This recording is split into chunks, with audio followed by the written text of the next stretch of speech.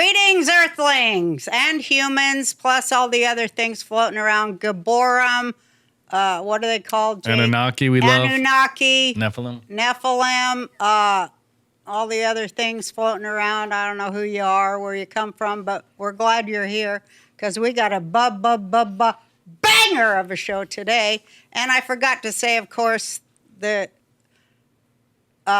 greatest viewers I have are in the animal kingdom, the highest intelligence of living beings on this planet, in my opinion. The animals, they love the sound of my melodious tones, and because they understand higher intelligence when they hear it, as they are also of my tribe there. Animals far smarter than humans, as you know, as I always say, because they, unlike humans, don't need to bullshit themselves in order to feel the joy of life. Welcome to the Roseanne Barr Podcast. Oh, you see, my patience is growing thin. Well, here we are, and it's an odd day. It's October 7th that we're filming, so that's an odd day. It's also Sukkot, the Jewish holiday of joy. Life is full of a lot of dichotomies and I don't know what the word is, but opposites. Dichotomy works. Is that word? Mm-hmm. But I do have a banger of a show today to repeat it. Jake, I love to blow your eardrums out, but you know how I love to talk to geniuses, and I'm really excited because I have a genius, as I do every show, for the most part. But a real one this time. Except for the ones me and Jake do. But no, I think this person is like really in with the Zeitgeist. He reads it well. I've been on his show. I admire him. He's an encyclopedia of facts. I am often stunned by the wealth of knowledge that he puts across, and in a good way so that us regular dumb folk can actually follow and understand him. And he's a good guy, and I'm happy to have Tim Poole of Timcast here today. Hi, Tim. Hey, thanks for having me. Thanks for coming to my house. I'm so happy to have you here. I'm honored to have been invited. Well, I've been to your house or whatever it is that we go to. Yeah, when we big go on. studio building. Yeah. You still have your chickens? Woods. Of course. Oh, I love They are your fat chickens. and happy. They are so cute. We need to get chickens out here. You I need always chickens. had chickens in Hawaii on my farm, but we have so far here in Texas not acquired any chickens. You don't need antidepressants. You just need chickens. Yeah. Because when you watch them bobbing their heads around and goofing off, and they play rugby when they find food, they chase each other. You just life is so good. It's so beautiful. Yeah. You're just laughing.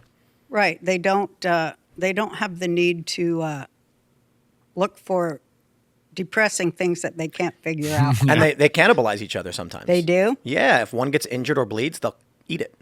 They will they peck do? it to death and eat its body. Oh, well, maybe they are Democrats then. They also reproduce with their own children. Huh. Oh, they do? Well, Definitely humans do Democrats. that. Yeah, so eventually you have to remove the rooster. Otherwise, it's like, I think great-great-grandkids that are, Interbred? yeah, like they call it line breeding, where they Really? want a desirable trait. So because the chromosomes of chickens are different from mammals, you can get away with it a little bit. I think it's probably an excuse because no one cares if their chickens are retarded. Yeah, how would you know? Right. Yeah, because they're just, like, to be honest, chickens are pretty dumb as it is. Yeah. Yeah, they'll sit and stare at a spot on the wall for hours. But isn't it so cute when the mama hen has the little babies and Yeah. they follow around and she covers them from the rain and Yeah. it's funny if you have a hen and she's broody, she's sitting on the eggs, but the eggs are bad. What you do is you, in the middle of the night while she's sleeping, you buy some freshly hatched chicks and stick them underneath her and take the bad eggs away. And then she'll wake up in the morning shocked to find babies, and she'll think they're hers when they're not, but it doesn't matter because she's happy. Where do those chicks come from that you Grocery, keep her- like the Tractor Supply or something. Farm. human that's unusual. chicken trafficking? They don't. Now chickens, I forget about animals sometimes because That's what we're here to talk about. I wondered what did I think if dogs were mammals? I couldn't remember what I forgot. It was Dogs are that mammals. whether or not, yeah, she wasn't sure at the time. I can't remember sometimes, Yeah. but chickens, they don't nurse their chicks, do they? They don't give them milk. Nope. No, Okay. they're birds. birds. No mammary Oh, they glands. give them worms. Do they give their babies No. worms? What do they feed them? I think what the babies I think just eat. I don't. What do we give the babies? We baby food. I don't know. Oh, the Gerbers. It's been a while since we fed them, but I think we just give them like protein mix or something. They just eat it Oh. like normal animals. Well, Yeah, and chickens don't barf into the mouth of their babies. no. But it is really, really cute when the chicks are a little bit bigger, the mama hen will show them how to eat a bug, and it'll like peck the bug and then look at them and then wait for them to do it. Yeah, it's amazing. Isn't that cute? And then it's funny because at a certain point the chicks get big enough, pullets, and then the mama hen just basically starts to ignore more and more. And then once they're adults, they're treated exactly like, and it's almost like the hen forgets they're related. Yeah. Once they, become adults. Yeah. Then it's just competition. Then it's like, hey, look, you're an adult chicken. Do your thing. Just like we do with our kids. You know, Yeah. Kick Yeah, them out of the kinda house and say, get out of here. I'm still Yeah. here. I'm 47. I still live here. Just the intelligence of animals, it really blows me away. Yeah. You know, what's interesting is that there are a lot of animals that it's not just about intelligence, but about perception. Yeah. So I think it's I'm probably getting this wrong. Monotremes, animals like the platypus and the echidna. I believe they have something called electroreception. I'm probably flubbing the words in some way because I'm vaguely remembering this, but they can sense electromagnetic fields. Wow. Yeah. So imagine if you could just see or feel the electricity from the cables and the lights. Yeah, they can. And so That's crazy. apparently, when an Do you animal, think we have any of that in us? Because, we're all like connected, animals and people. well, we can artificially give it to ourselves by taking a small neodymium magnet and putting it into your fingertip. And people have done this. You cut your finger open, stick the magnet, seal it up. And then when you hold your hand to anything near a magnetic field, it causes a slight reaction with the magnet you can feel against your nerves. And some describe it as not so much like a touch sensation, but you can feel electricity. And what's the point of, why would they do that? It's an additional sense. Oh, okay. Yeah. So Wow. here's a practical use. Let's say you're going to hang something on your wall, but you're concerned about hitting a power cable. You can, if you have this in your hand, you can run it along the wall and feel exactly where the cables are, and then move over. And yeah, pretty wild. What about all that turning people into transhumans? Isn't that part of it? Common. Yeah, I do think that all the trans stuff we're seeing is absolutely the precursor of transhumanism. Furry, otherkin, transgender, whatever you want to call it. I don't know that it's intentional.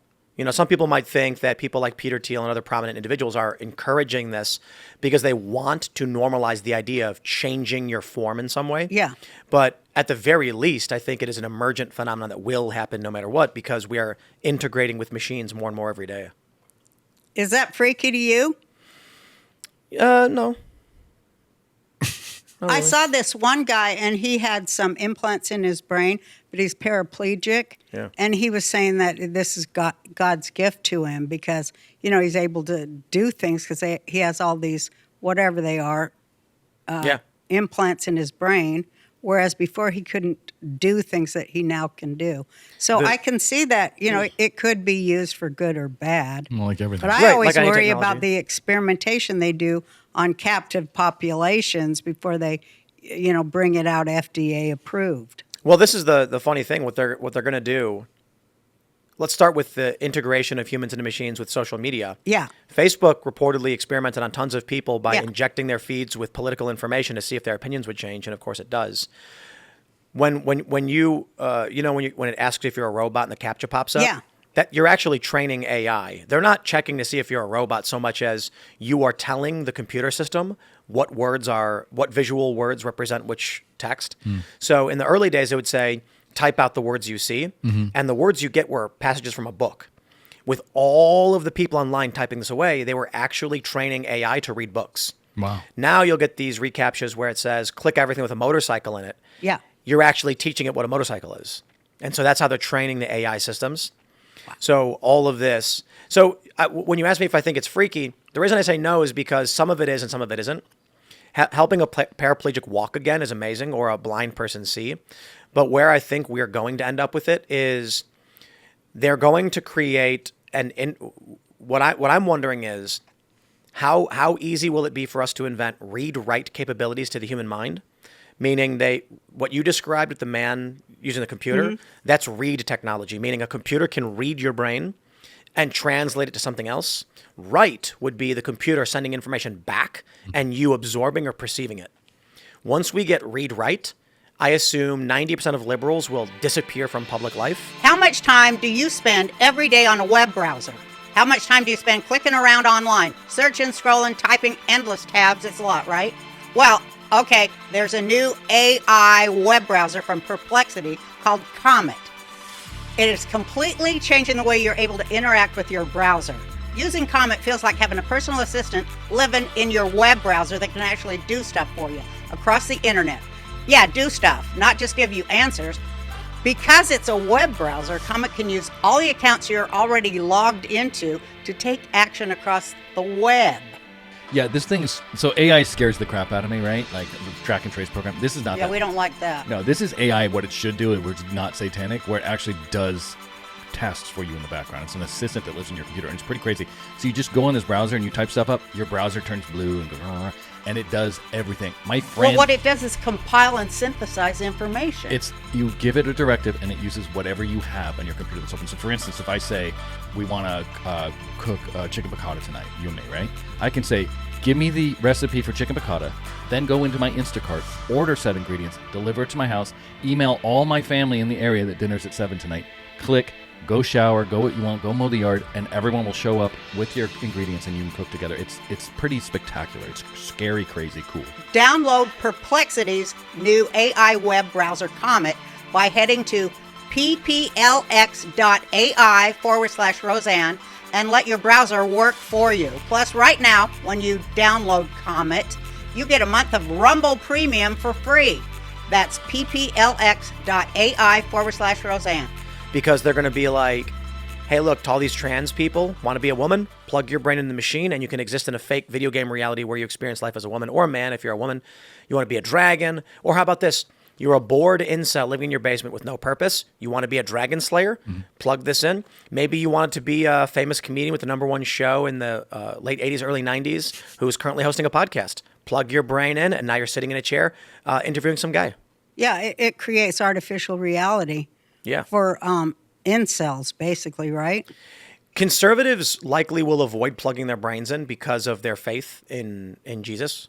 And I think, Muslims, religious folk will very much avoid plugging their brains in. They'll have a faith-based and gut reaction against it. Yeah. But liberals and seculars and atheists are going to be like, who cares? Plug me in. And they will put themselves in the matrix in 2 seconds with smiles on their faces. Yeah. What was it that Facebook was doing with that? I forget what it was called. It was that world you could buy real estate years ago. Buy real estate? Yeah, you could buy real estate in this virtual world on Oh, Facebook. that was The Sims, wasn't that? I The think about Second Life. I don't know if that was Facebook. No, Facebook it was may the have had one something. before Facebook, the MySpace. Well, They had the they're- farms, too. Those were games, but there's an online game called Second Life. Yeah. Where you can buy property, build houses, and it's, some people liked it. But what Facebook was doing was they isolated, I could be wrong about this, the reports, I believe, suggested, they isolated groups of people by the millions and then intentionally fed them political information to see if it would alter their behavior. And it did. And Yeah. it's evil, but welcome to the brave new world. Well, I remember when I was going on there, because I'm a troll. And, As one should be. yeah, well, I saw it as a spiritual troll, And I was noticing more and more on the MySpace, I think it was, and then Facebook, how it was moving more and more to the right and fudging the line between total fascism and socialism, trying to fudge that line. And I mean specifically the Nazi propaganda that was on those things seemed like that was what was keeping it going.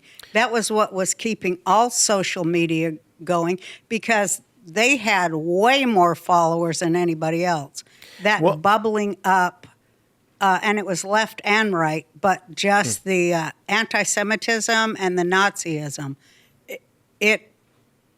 it was just taking over all of it, and it was being fed and exponentially growing. And so I got off of it because it was terrifying. This was 20 years ago. Yeah. They when they began to moderate these platforms, they simply took action based on what their personal biases were. So for your run-of-the-mill liberal who's like, hey, look, racism is bad and gay marriage is fine, anybody who posted something that was pro-liberal, they'd say, well, who cares? Anybody who was far-right or neo-Nazi or whatever, they would ban. So this created a cultural skewing in the Democratic Party largely. Republicans just went to other places to get their opinions, even though they were getting censored. The way I described it is, imagine you see a woman and she has 2 kids walking down the street, and one kid is covered in just ice cream and dirt, and he's all messy looking. And the other kid looks perfectly clean, wearing a nice little suit. You'd assume the messy kid has got some mental problem, and you'd assume the other kid is probably well kept, right? What was actually happening is that because liberals were biased and were allowing the liberals to say and do whatever they wanted, this allowed the craziest of the left to run rampant. Meanwhile, that kid who looks clean, his mom just wouldn't give him ice cream. So when they censored the far right, the white nationalists, the neo-Nazis, and I'm saying this as distinct groups, it made it look like the moderate, the mainstream conservative was clean-cut, professional, and meritocratic, and the liberals looked insane. And that's where we've kept going. I think one of the reasons Elon Musk wanted to bring the right back to X was to restore balance where, hey, look, a lot of people on the right are bad too. A lot of people on the left are bad, but if you only can see the bad left, the right looks real great. So that was a big mistake they made, and boy, did it make things worse for themselves. They don't understand it, but here we are. What exactly do you mean by that? When they Where were are we right now? That's what I want to get in this to. country. Yeah. Where are man, we I right mean, now? well, politically, we are in what is called civil strife. This, I think it's fair to say, academically and politically assessed as a fact statement, not an opinion statement. So a civil strife is usually defined as 70 or more deaths related to politics within 1 year. We've been in these periods before, like the civil rights movement. Doesn't always mean you'll get a civil war. But I believe that the probability favors a civil war in this country right now. There are a lot of people that, to quote Stephen Hawking, and to be as offensive as I can in this regard, smart people sound crazy to dumb people. Mm-hmm. Yeah. And so what ends up happening is, I love this line, because I always talk to people, and I've been saying this for 7 or 8 years, I think we're on track for a civil war. Yeah. And they go, what are you talking about? I go outside and nobody's fighting. Yeah. And I'm like, did you think in 1862 in Atlanta, a guy would walk out of his southern home and see his neighbor and go, ooh, I'm going to fight you? No, they were neighbors. They got along with each other. They agreed with each other. The fighting was in Gettysburg. The fighting was in Antietam. The fighting was in Manassas. But people don't comprehend that. Yeah, they don't. So they go outside and they say, touch grass. I talk to my neighbors. Nobody's fighting. And then I'm like, I recorded a video earlier. There was Katie Davis Court's a reporter. She's in Portland, where the rioting outside the ICE facility is. And she's standing on the rooftop smiling with another woman taking a picture. Some liberal guy who works for Gavin Newsom said, wow, looks like every war-torn place I've ever seen. As if to say, nothing is going on in Portland. Mm-hmm. So what I did was I pulled up my photos and videos from Egypt during the Second Revolution in 2013, and I made a video where I shared those photos and videos. And you know what they show? Nothing. They show people driving their cars, going to work. Everything looks totally fine, and you'd have no idea the military just staged a coup d'etat and took over the country. Right. In war, nothing is different. People don't understand this. They see movies, and they see the front lines, and they think that when you're in war, everyone's panicked and you're ducking and hiding. They don't realize that in every single war, 99% of the population experienced no violence. That's right. It is only ever a small group of individuals. So my point there was, here I am in Tahrir, in Cairo, from the 26th floor of the Hilton building, and I pan left to right. And when you look left, what do you see? People are going shopping. They're at McDonald's watching a football game. Mm-hmm. You pan right. There's a few thousand people on Tahrir Square, and you hear chanting. That's just a protest, right? No, that was a revolution. In one part of a country of millions of people, a few thousand people jumping up and down, resulted in the government collapsing, the military coming in and shutting down bridges, and then massacring their political opponents. So where are we in this country? We are so far beyond that. Yeah. Tahrir Square was a protest, and the government collapsed twice. The first revolution in 2012, the elections, and the second collapse of government in 2013. Where are we now? Well, a year ago, they tried to kill Donald Trump. Yeah. Someone tried to kill him again.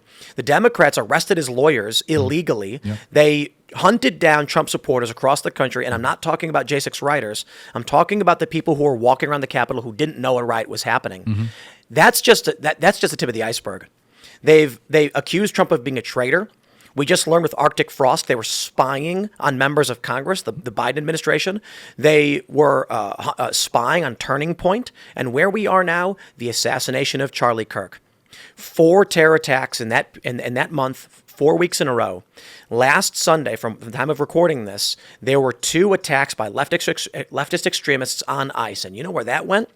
Following the vehicle rammings of ICE.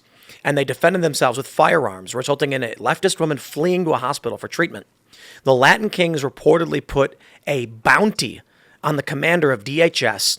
Chicago police were instructed to stand down, and Latin King gang members went to the area to secure it for their gang faction. And I'm sitting here thinking, you'll never know when a civil war has begun.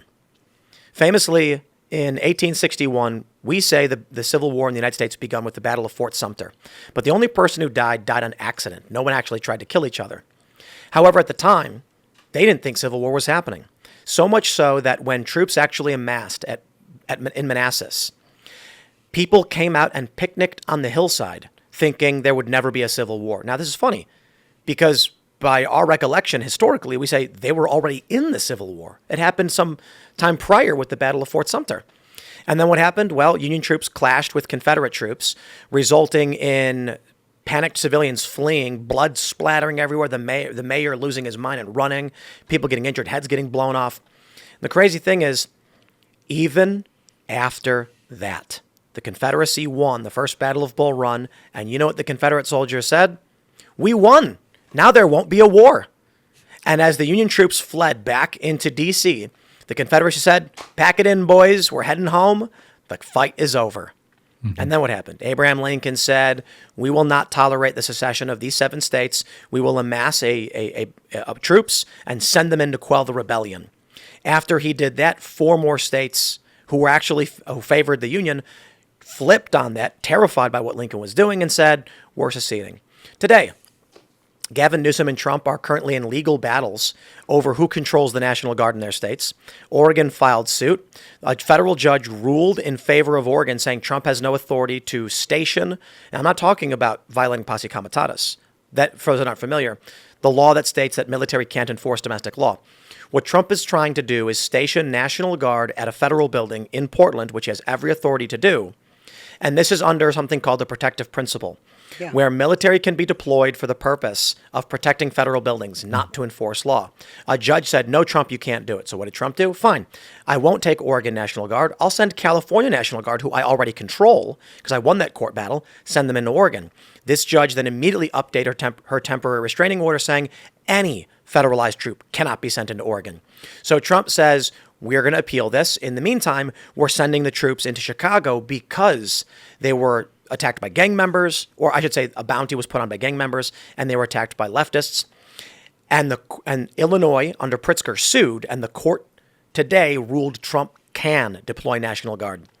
So it's fascinating that several years ago, people are like, why would the states ever align against the federal government and each other?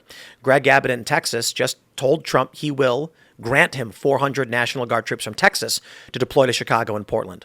The states are aligning against each other and have been for 6 or 7 years. Right. For all we know, today, Pritzker goes on TV crying and says, I was wrong. Trump, we need your help. How could I be so blind? Trump then walks up, they hug each other, and they sing Kumbaya, and everything ends.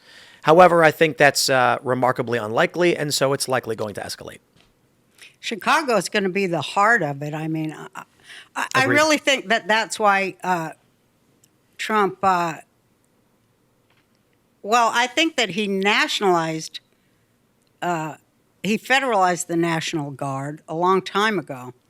And also, didn't he kind of call? I mean, people say I'm crazy, but he kind of called everything an insurrection a little while ago too. Yeah, a few days ago. So he didn't federalize. So each state has their own National Guard.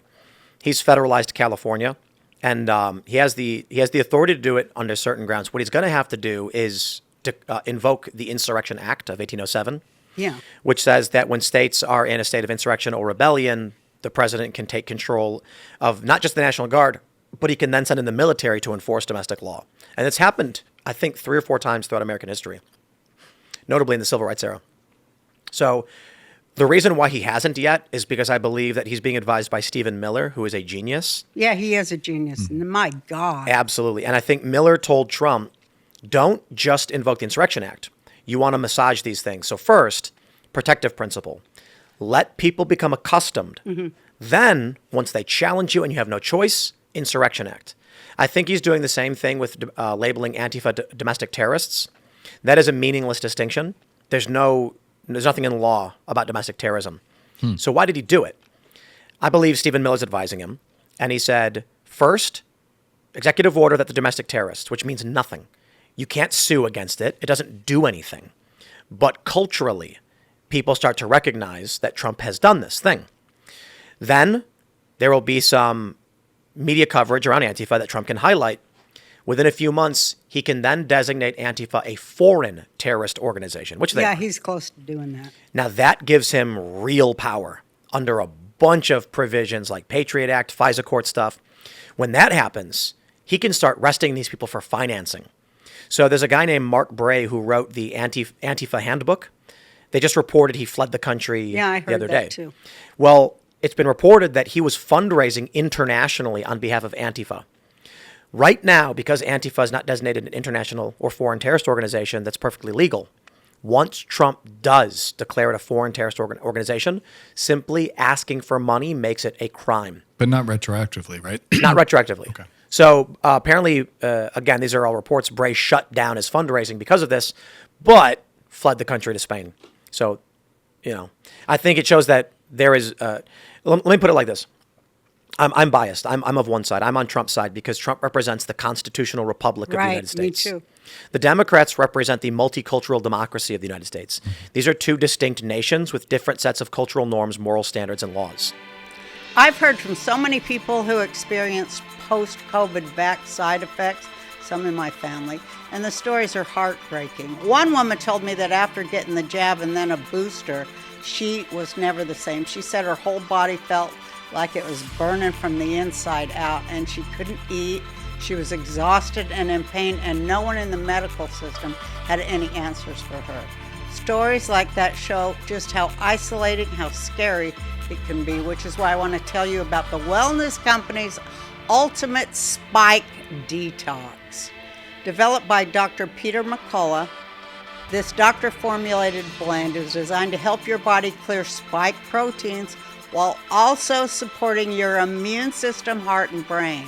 It combines 7 natural ingredients. Nattokinase to help break down spike protein, bromelain to support immune health, and turmeric with black pepper to reduce inflammation and repair cells. If you or someone you love is still suffering, don't wait. Go to twc.health/RB and use code RB for 10% off plus free shipping. Hence, the Democrats arrested Trump's lawyers. Yes. This is. Well, they arrested Trump. Arresting Trump is one thing. It's never been done before to a presidential candidate. It is shocking. But the argument they make is, yeah, well, if you commit crimes, we come after you. We've gone after Nixon, for instance. But arresting someone's lawyers is a declaration of war. Yeah, it is. We have a constitutional right to legal representation. They arrested Trump's lawyers for simply representing him. And the charge, RICO. That's it. What does that mean?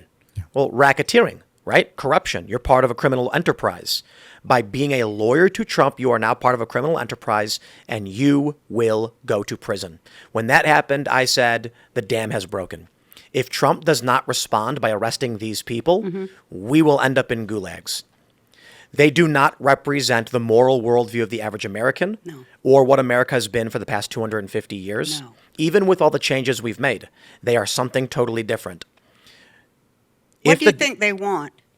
The Democrats? Yeah. What are they really after? Well, Because it certainly isn't what it was when my family were Democrats for 3,000 years. Well, let me. That was supposed to be about labor rights and, They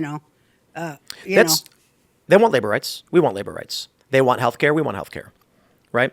So let me answer your question, but first ask you, what do you want for this country? I want to see this country and the people in it who do all the work be able to thrive without the boot on their neck. That's what I want to see, real freedom, real liberty. They want the exact same thing as you. Identically. So now there's a moral philosophy behind what they do, and you may be thinking, well... I think they want control. Well, don't you want control? No, I want freedom. But, I mean, isn't there a degree of control that our system needs to protect that freedom, such as... law and order. Right. They want law and order, too. According to the Well, they don't like the Constitution. Agreed.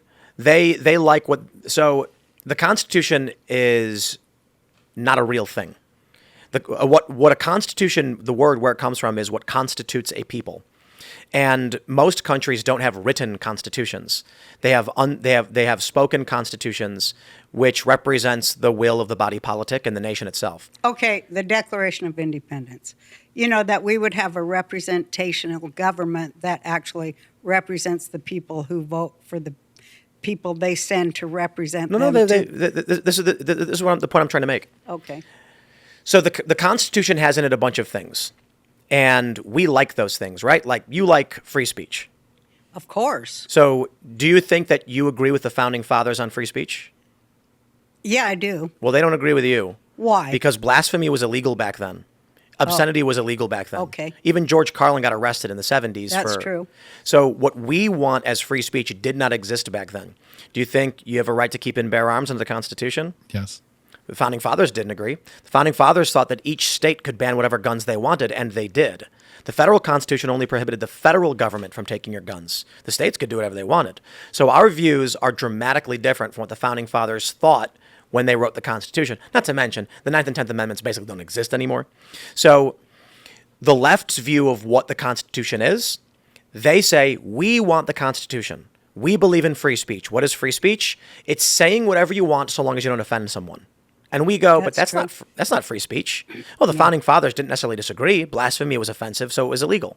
The point I'm making is that there are two countries with distinct moral worldviews and interpretations of the Constitution. So when the liberals come out and say Donald Trump is destroying the Constitution, they're saying the Second Amendment means that militias controlled by the government can have guns, not that anyone can have one. Trump is destroying the Constitution. And we go, no, the people. The militia was comprised of the people. So we have interpreted these things very differently. Now, to be fair, I believe that the political right in this country is correct on most things. And that is because I believe the left is largely comprised of political opportunists and grifters at the high level and the ignorant default libs, the lowest level, who don't actually know what's going on in this country. But the point I'm making here is not to say that they're correct, but that they have a moral worldview that is a mirror image of ours. So when you ask them what they want, they will say, and I mean the regular person, identical to what you say. And you're like, how does that make sense? Because their understanding of these concepts is very, very different. But there is an easy way to explain this. I want you to imagine you are in a big open field in the middle of nowhere, isolated for the purpose of this thought experiment. There's no one around. There's no phones. You have a gun.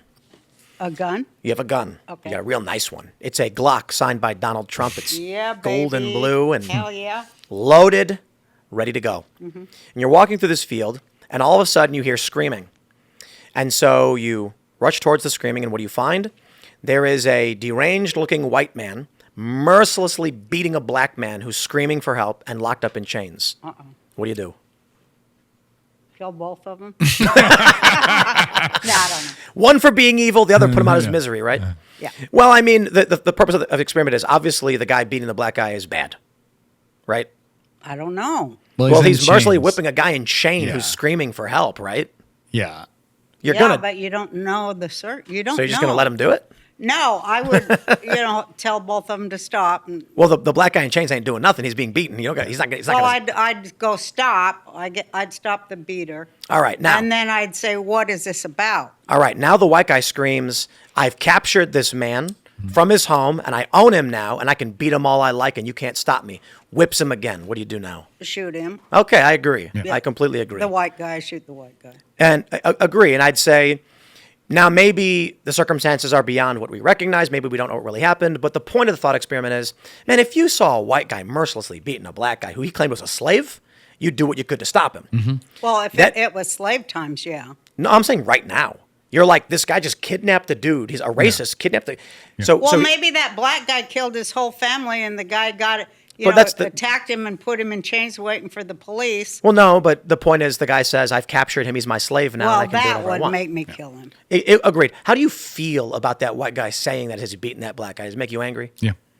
Yeah, it's like that time's up. Bye bye. Agreed. So that feeling you get when you imagine that scenario and you're like, this mother effer, what a disgusting, he's hurting that man, he's breaking the law, and he deserves to die because he's threatened the life of another person.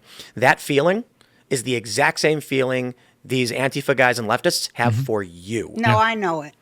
So the difference is, in that scenario, let's put it from the left's perspective.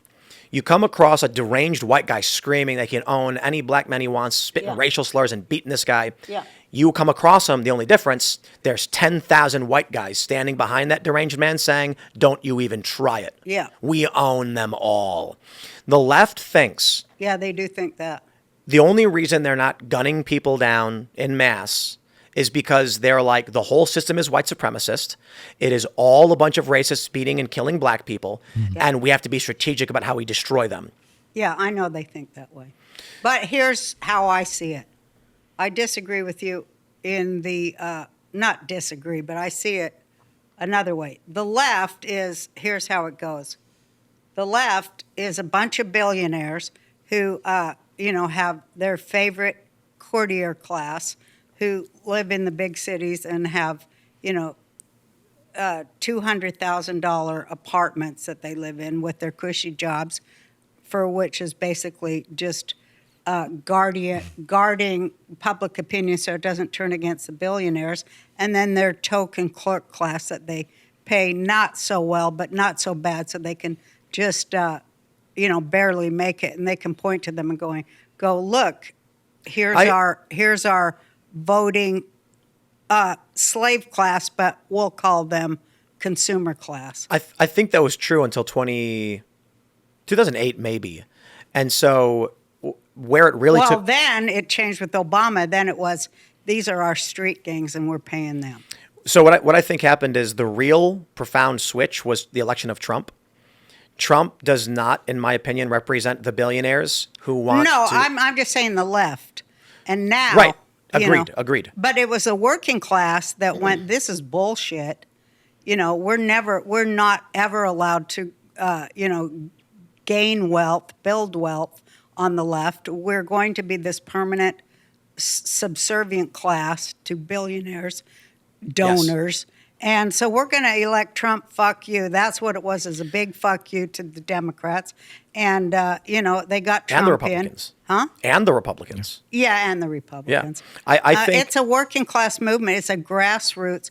Trump is the result of the working class waking up. Mm-hmm. Agreed. I think that before Trump, the Democrats and the Republicans were the same thing. Yeah. And then what happened was... Clinton proves that. Right. You had the Democrats and the Republicans where they disagreed on most nothing. And they did what you said. They created division just to give a false idea of you can choose this side, you can choose that side, but it's never changing. Yeah, it the was wars a are the class same. war. It was a complete class war. And then what happens is Trump gets elected, and we see the Republicans join the Democrats. Mm-hmm. Yeah, exactly. And now the left as we know it today is actually the old uniparty system from Yes, it is, absolutely. pre-Trump. And the right, they call it the far right because they need a way to make it distinct from the old system. Trump represents the working class populist uprising. Yes. And the Democrats represent the machine state of the neocons and the neolibs from 20 years ago. That's said. right. That's So exactly they've got right. billionaires, they've got financiers, they've got intelligence agents, and Trump is winning. He hasn't won, but he's winning. Yeah, he is winning. He's shutting it down on so many levels that Americans have no clue. They have no clue as to what he's really doing at all. And not just him, I think, to be honest, Trump is only a surface level guy for the most part. Stephen Miller, I think, is a principal organizer of a lot of what we're seeing at the granular level. And then you've got, with RFK Jr. and Tulsi, I think they're largely following orders. RFK Jr. has his mission. Yeah. I love him. He's fantastic. I do too. And he came in and they said, here are the parameters by which you can accomplish what you want to do, but don't tread over here, like where it could cost us. So RFK is getting a lot of really great stuff done. I think RFK would be a different president, but I think he's like, I'll stay in my lane. Tulsi's the same thing. Yeah. And then I think I got to be honest. I think Miller is largely the guy behind everything. When you listen to him talk and his stance, you've got to come to that conclusion. Yeah, he seems to be the guy who knows what's going on and is giving this, and his strategies are effective and clever. I think Trump has a mission and agenda, but I think it's largely surface level, to be honest. And Miller is the deep roots guy. Well, I think Trump's finally maybe got some good advisors, but when you look at, I mean, I don't think we've seen it yet. I mean, some people that look at it deeply see him dismantling the whole debt system, the whole system of debt worldwide. You know, Well, this will be apocalyptic. yeah, it will be. It's not the end of humanity necessarily, but I think the global economy will collapse. Okay, so let me put it like this. I always be careful with predictions. Based on what has happened today, if we were to fast forward, skipping over any potential variables, 10 years, the economy is completely collapsed and you can't find a toothbrush anywhere. And the reason for this is that the next generation, and this is near global, is non-existent. Generation Alpha, whose oldest people are 15, is only 42 million, and that's the high estimate. 40 million is the low estimate. That's half the size of Gen Z and half the size of millennials. Now, when I bring this up to people, they say, oh, no, don't worry, Tim. Those jobs will be replaced by AI, so it's good. My response, your customers cannot be replaced by AI. Right. Yeah, right? So your businesses will collapse. Yeah. Supermarkets will evaporate. There's an economic principle that the average person does not understand. They look at things like surface level numbers and think, if there's 10 grocery stores and 10 people, or let's say 10,000 people, and you subtract 5,000 people, you'll have 5 grocery stores, right? Because without those, because each grocery store can sustain 1,000 people. Incorrect. You'll have 0 grocery stores. The reason is each grocery store operates on thin margins of around 2%. So if you have 10 grocery stores that have a 2% profit margin, just barely scraping by and covering the cost of all their staff, and your population collapses by 5%, one grocery store doesn't see a 5% collapse. Every grocery store will see a 0.5% collapse. What happens if your population collapses by 50%? Every grocery store will see a 50% collapse, or at least it'll be split up, a 10% collapse. What happens then? So we've actually seen this with in certain like African countries and stuff when it comes to shoes. But one example I'll give is really, really simple. You have a town of 100 people. They have one shoe store. One cobbler makes all the shoes for everybody, and it's fine. One day, a oil company comes in and says, we need to hire 100 more people and bring them here to run this company. Overnight, the population is doubled. And the cobbler says, I'm sorry, I'm at capacity. I can't make any more shoes. I'm too busy.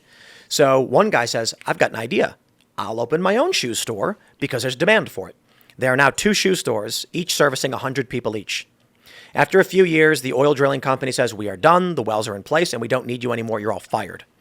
Now there are 2 shoe stores, but only 100 people. Well, they needed 100 people to sustain the shoe store, so what happens? Does everybody just go to the old shoe store again? No. They divide their business among each. Now each of these stores is saying, I'm slowly building up debt because I don't have enough customers to sustain my store. I can't pay my taxes. I can't pay my electric bill. I'm going to put it on credit cards. After a few months of this, the credit card bills pile up, they go into default and shut down, and now you have no shoe stores anymore. Now 100 people are saying we have nothing but bare feet.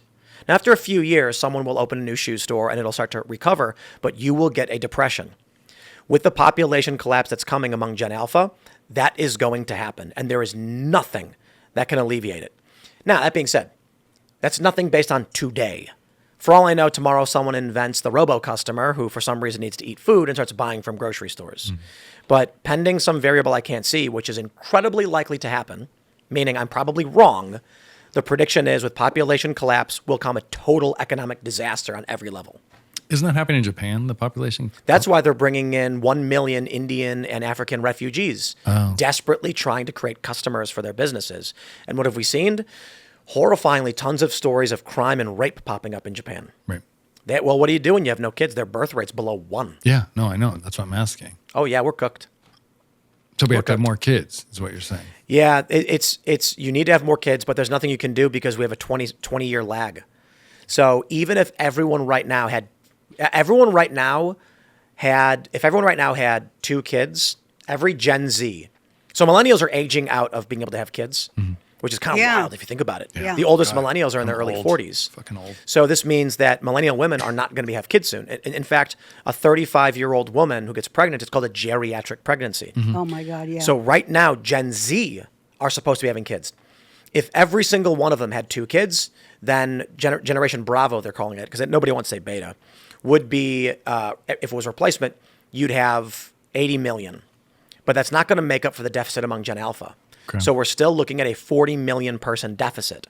This would mean that no matter what happens, Gen Alpha is about to enter the workforce at 15 years old in the next few years. The boomers are at what's called the mortality shelf.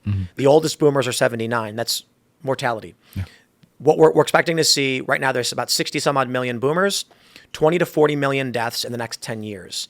A massive portion of the market will disappear. Customers will disappear.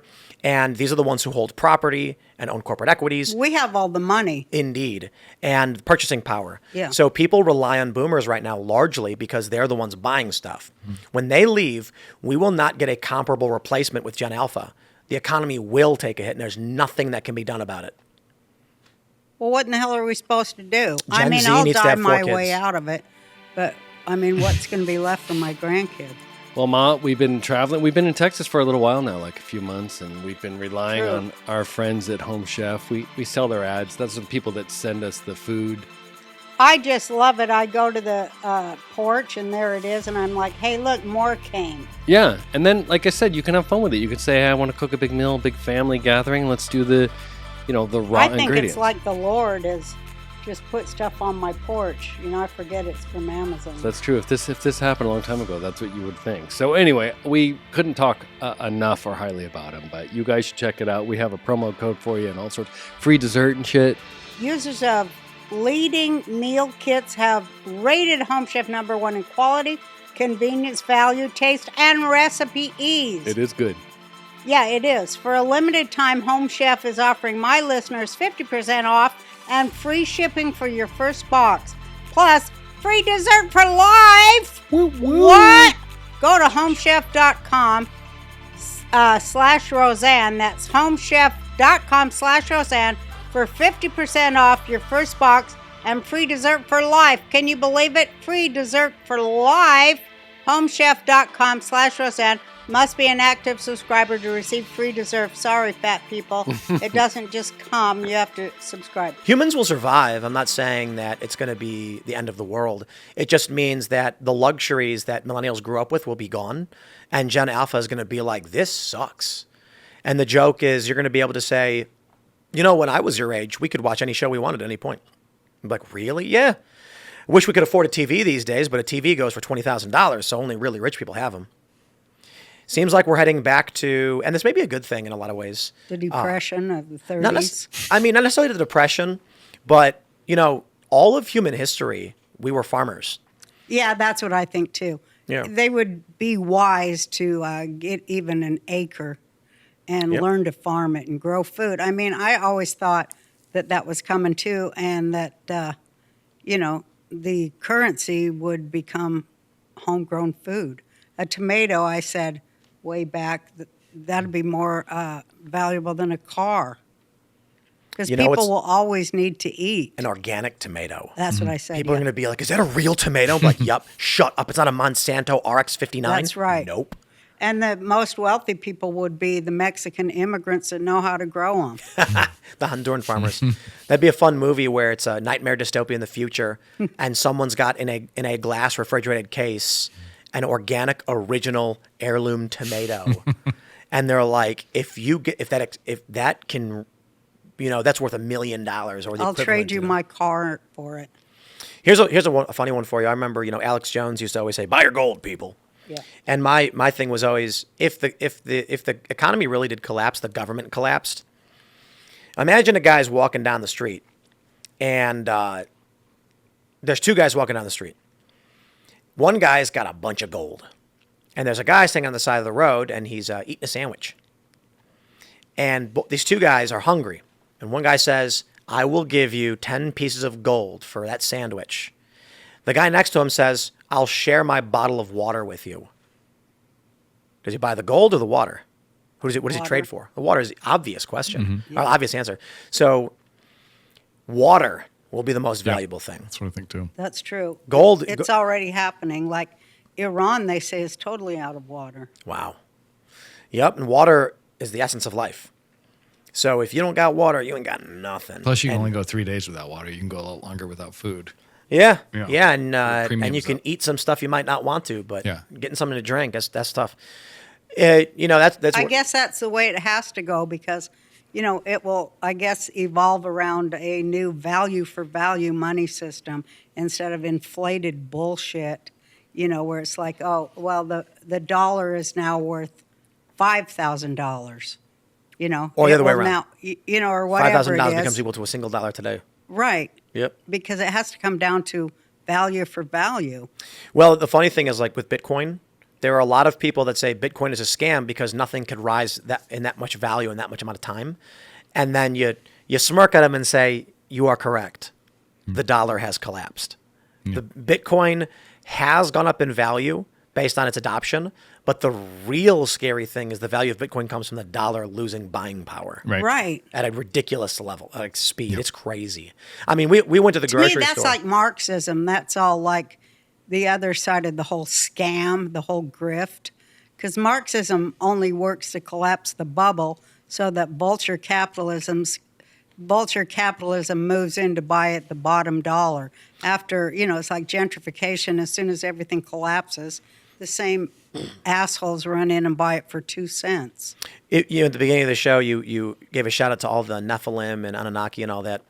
You forgot the Tartarians and the Atlanteans. Oh, yeah. And my favorite conspiracy theory is, I always say my favorite conspiracy, but a fun theory that I actually don't think is that implausible, is that Bitcoin is intended to be the global currency or a global store of value, and they're destroying the dollar intentionally through the pandemic lockdowns. If you want a one world currency that's used everywhere, the first thing I say is look no further than Visa and MasterCard. You already have it. Yeah. It doesn't matter if you have American dollars. You can go to France and swipe your card and it's euros. But if you want everyone to adopt the same currency standard, the same denomination, the same symbol, what do? You do Bitcoin. Yeah. And then everyone thinks they're going to get rich and they're going to buy it up. You slowly start killing off the dollar. You slowly start pushing adoption of Bitcoin and then give it a generation. And everyone's like, oh, Bitcoin's the only, I don't want dollars. I want Bitcoin. And it's like, well, you can always have dollars. No, I want Bitcoin. And then 40 years later, Bitcoin is the only currency used. Well, but they say never count out the dollar. So that's why I don't dollars- really count out the dollar. For now. But the dollar is just the political system of the United States. Well, but look at Trump. Yeah. Don't you think America, I don't know. If there's a civil war, the dollar is gone. China's going to come in and fund one side over the other, and you're going to get BRICS and NATO fighting for everything. China's going to give California money. I don't know who's going to back Trump. Maybe Russia, but I doubt it. Russia's BRICS. So, I think Trump's fighting BRICS. I think he's Agreed. taking BRICS down. that's why I don't think they'd come to his aid, which is scary because if a civil war breaks out, you basically have Europe and BRICS siding against Donald Trump. So California's going to get flush with cash. One of the reasons the Confederacy lost was, there's a variety of reasons, but one was that the Union had financiers from foreign countries, and they, here's one example. They, at the Battle of Gettysburg, they largely won because they had breech-loading rifles, and the Confederacy had muzzle-loading muskets. So the Union was reloading every 20 seconds, and the Confederacy was reloading every minute and a half. They got wiped out. Technology matters. So if there were to be a civil war, imagine this. Who are Trump's allies? I mean, the European countries don't like him. BRICS doesn't like him, right?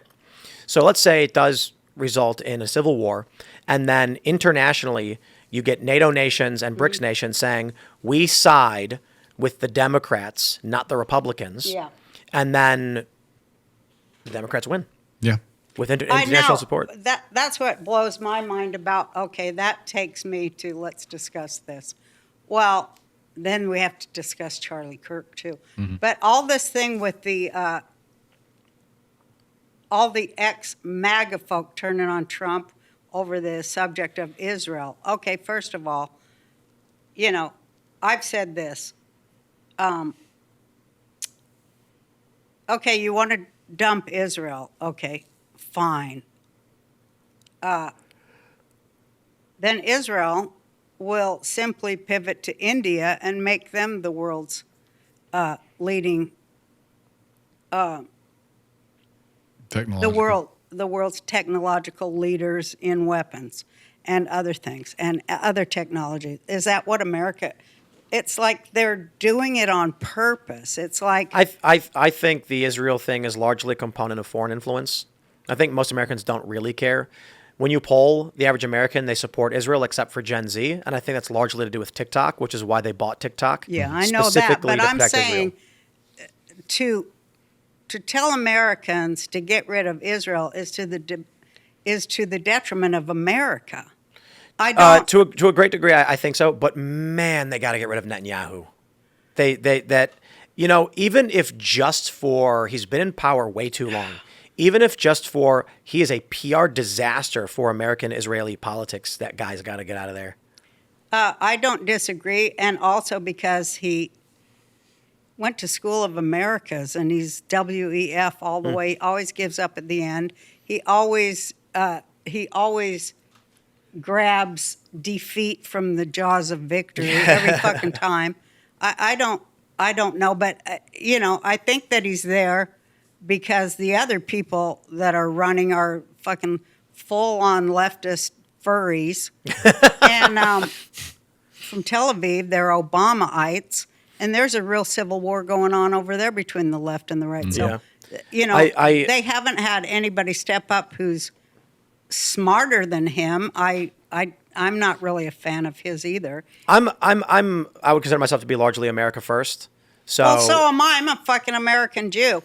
And I really resent that they are,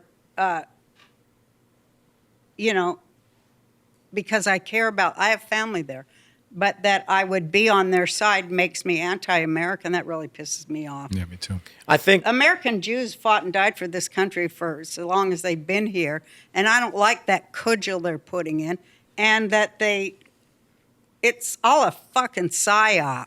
It's left and right, and those fucking people, they sound just like Democrats. They're what I will say Democrats. is the pro-Israel side is probably the worst at PR and social I media know. I management. agree. I say it every fucking day. Miserable. So I was invited to meet with Netanyahu earlier this year, and the anti-Israel people just keep vomiting on themselves over it. Mm-hmm. But I feel like it was largely a waste of our time. He just was basically saying Iran's coming to get you when you got to go to war, and no one was buying it. It was a miserable job. And I asked him about these stories that Qatar is funding anti-Israel sentiment, and he brushed it off and didn't care. And I said, man, this guy really has no idea what he's doing. So I said, look, you got 10 years. Yep. Gen Z hates Israel. Yep. 24% support. 10 years from now, these people are going to be running for Congress. They're already 27. And you guys are going to get voted down by the Republicans and the Democrats because the Republicans are anti-interventionist, anti-war, and the Democrats just hate Israel. Mm-hmm. And you have no answer for it. And they still don't. No. So I don't care if they do good or like I am not. Israel's not a priority of mine.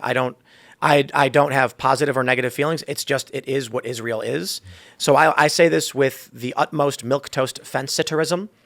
They are doing a piss-poor job of explaining why America should be funding them in any way.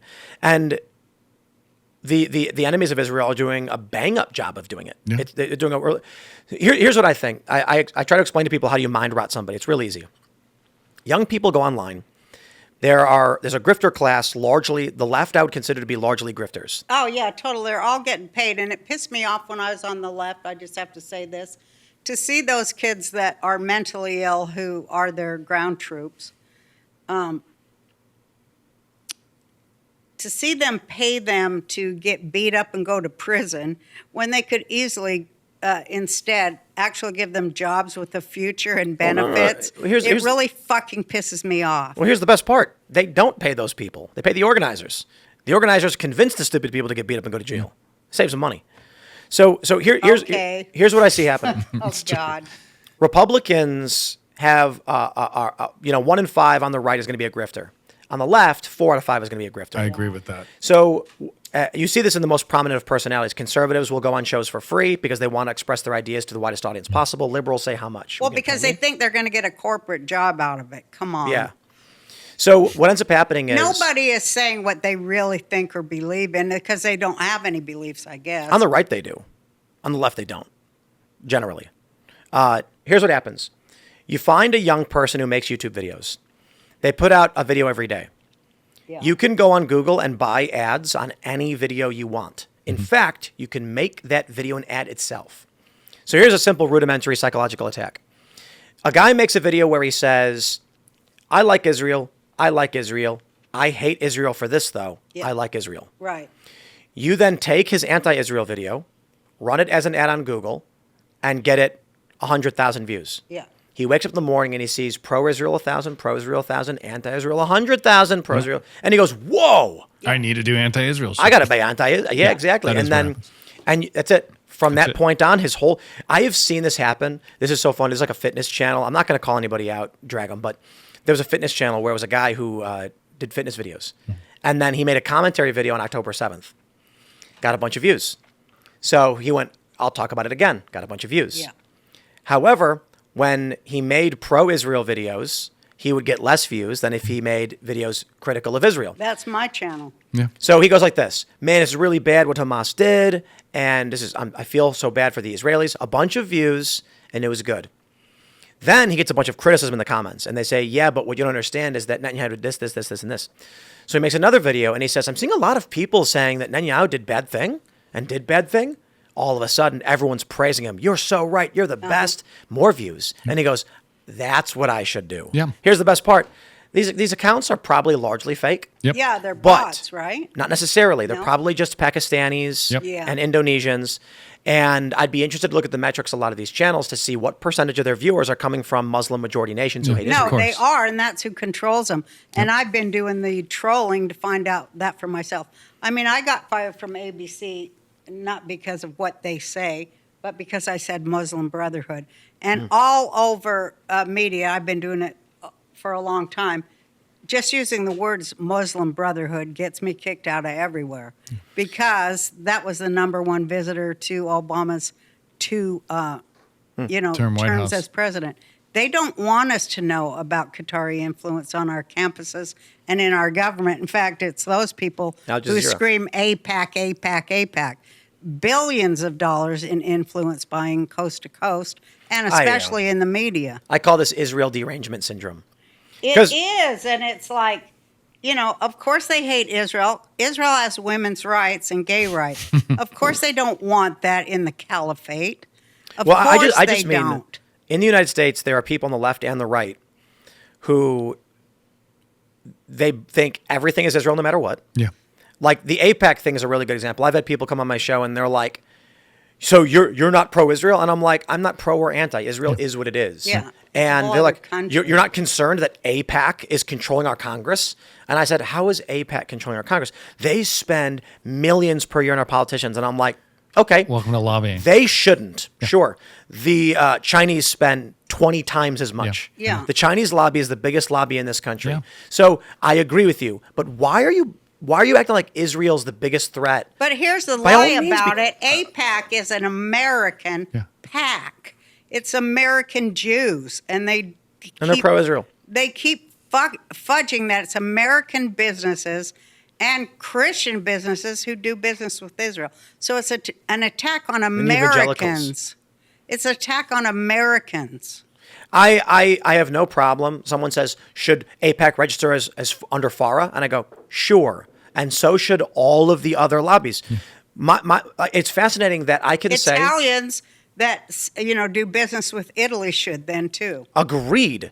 And I don't like that anyone in our Congress is going to be influenced by any other country specifically. Anybody can lobby anybody. That's fine. We have alliances. My issue is that China is real though. It's 450 million per year. Our whole Congress, look at Biden. I mean, they sold our whole fucking country out to China. Gave them our secrets and everything else. The Democrats did over 30 years. Yeah. And the Republicans. Yeah. So my only position is, guys, if you're going to come at me over Israel and AIPAC, that's fine. Yeah, be consistent, Just tell me though. why you don't care about the other ones. Right. That's you what don't we care say. about Qatar? Exactly. Qatar runs Al Jazeera and Al Jazeera Plus in the United States, which is woke leftist insanity. Yeah. Like, you're coming at me and go, Israel bad. I say, okay, Qatar too. And they go, what about it? Right. I'm like, no. I'm That's saying my point. we should be concerned about foreign influence. That's the Muslim Brotherhood. I just think I had And these people let's take Candace Owens. I mean, never a word about what's really going on in the real world. It's all like a psyop to keep us from seeing what's actually going on. I don't, Candace. Isn't it to split MAGA? Isn't it to... I don't know. I know that she gets a lot of views. Yeah. I know that she's real mad at Ben, but I think she believes what she believes. I think she says what she thinks is true. I just think that I think she's easy to convince. She thinks Trump's controlled by Bibi. Does she really? Yeah, no. Yeah. 100%. I think that Or at least she says. I think that if infers. you show Candace Owens like a text message that says, I am Bibi and I control Trump, she'd be like, whoa. Yeah. Whereas many other people would be like, I don't know about that. We'll back this up with something. So, I mean, Trump just bitch slapped Bibi Oh, in I know. 100 ways, and they're Yeah. still like, Bibi Netanyahu they gotta get rid of controls that guy. Trump. They got to get rid of Netanyahu. That would defang a lot of this stuff and just get somebody else. I'm sick of I disagree. I mean, I know what you're saying. I agree with that, but It's not just about I don't PR. think I'm it'll saying I think he's defang done a it. bad job. No, I know. I'm just saying it won't defang the anti-Israel component. The snake they will still got- be there and it can Yeah. coil, but Yeah. what I mean by it is I think the cat's out of the bag. I don't think we're going back. oh, for sure. I'm just saying it I hope we don't is- get like UK. I mean, oh my God, or Europe. Oh, yeah. But that's the way it's going to go, it looks. I think Netanyahu is miserable at his job. I'm just like, shut up. The So do all the Israelis. I know. The PR thing, like, by all means, talk about the military, all the people critical of Israel, the actions he's taken. He has not been able to justify this stuff. I'm like, can you hire somebody to at least say words better than you? I'm not saying I agree with what he's doing. No. I'm saying that he is a terrible leader. You're talking about PR Yeah. too, which is a large part of I mean, their leadership of war. PR is like, I mean, let's just say it true. I bitch about it all the time. Yeah. And, Me too. so I might as Look well at- say it on here. They get all their, I was so glad to see the ADL go down. I Me hate too. the fucking ADL because they never defended me, but they defend Soros. Yep. They only defend those kind. And They hate I'm Israel. like, how come you don't ever defend me? Obviously there was a lot of stuff because of how I was, defending Israel against, the Iran deal and what it meant for me getting fired. But you never came to my defense. And in all these Jewish tastemakers and what are they called, influencers, I'm never invited to any of that in the United States Yeah. because I'm not a leftist. And, it's just so psyop ridiculous, donor-based horseshit. And they don't like Judaism much, those Jewish organizations. And they pay these kids, I guess, just like the left does. They pay these kids who are not they're not Jewish like I am. Yeah. And so my voice has been totally censored out of the whole thing about Jewish opinion. And I'm the one saying the most radical things. And so I'm censored by left and the Jewish right. It's unbelievable to me. Now these people are, and they have been pushing that Israel killed Charlie Kirk. Yeah. And then something happened, which is just like a text message came out. Candace got Yeah, we should talk about a group this. chat. It's big Yeah. news today. Where Charlie says he just lost a big Jewish donor. Yeah. And it's putting him in a position where Over having Tucker there. Yeah. yeah, and he says now he has no choice but to put him in a position where he has no choice but to leave the pro-Israel movement. Yeah. Yeah. And now he wants to invite Candace, to which someone responded, "Don't invite Candace." And this is not evidence that Israel killed Charlie. No. This is not evidence that Charlie was abandoning Israel. No. No. It is evidence that Charlie was feeling pressured by a Jewish donor, and he made a statement which may be indicative of abandoning Israel and may be indicative of a threat to the donor, where he's basically That's saying, how I read it. "Yeah, if you're not going to donate to me, then I'm bring off Candace, Israel." yeah, okay. And then they go, "No, don't do that. He was basically saying, "I can have who I want. I support Israel, but maybe not. I don't know." Yeah. What I do know is Andrew Colvett publicly confirmed the messages, and I don't know why he did that. Me either. Because all that does is confirm in the mind of the conspiracy theorists, it proves Israel killed Charlie. Yeah. So They don't need any facts. Yeah. to be fair, there is the challenge of, well, if it's a real text, should Colvett come out and say it's a real text? I mean, maybe he wants to be an honest guy. Well, all this is going to do is now, the position is basically this. Across the internet, you've got people who are not really that interested going, whoa, Yeah. maybe they did kill Charlie. I'm like, okay, well, good job, Colvett. Good job, Turning Point. It's like, well, I- it's obvious that that's what they want. They had Tucker there, who's Goebbels. His speech reminded me of Goebbels. Which, when, Goebbels where? That's the Charlie Kirk The hummus memorial. eater comment. Why? I don't think It said so. dog whistle to use leftist terms, the hummus eater. What did he say? I didn't have a problem with it. He was talking about the people that killed Jesus because Jesus was telling the truth and they were just sitting around eating a bunch of hummus. That was the line. He apologized for it. I know, but Not really. But it's just. Can I say something real He's quick? possessed by a demon. I've already told Yeah, him we do this that. every I'll week. tell all the time. But anyway, we won't go into that. I just But want to say something real quick for Candace, for example. She's had these texts for a long time. Right. Right. So she inferred this from the beginning. She's a brilliant propagandist. She's not a journalist. People got to stop doing it. She's a propagandist and she's getting clicks. Let's be real. Please let me finish. So she has this. She sets this whole thing up. The day after Kirk is assassinated, she's already inferring that he was under pressure from Jewish donors. There's no reason to get into that because they clearly had nothing to do with the assassination. So she peppers it. She holds. People are going. Even Nick Fuentes is coming after her. You don't have any receipts. You don't. She waits until yesterday to drop this text she's had the entire time. I ask you first. I want to ask you, why do you think she waited till yesterday? well, she I may don't. not I don't have think had she had it. the text the whole time. I think they were I given just- to her by someone at Turning Point who's high up, Covert. and I think it was done intentionally. I do too. Okay, Yeah. well then let me just finish this. So what she did is she's inferring that Israel is No, involved. she's inferring that Charlie didn't like Israel after all. But why is that? So they killed him. You're talking. She's doing investigations every day. I'm going to get to the bottom of this. My best friend was killed, and then it's Israel, right? Mm-hmm. Then when people start calling her out about it, she goes, "I never said Israel had anything to do with it. How dare you?" And then waits No, and Israel's talks. cooked, bro. No, I know, but my point is, it's because of people like Candace that we should be talking about fucking Trantifa or the fucking Antifa or the leftists and all the shit that you were the slowest red pill in history. I followed you for a long time.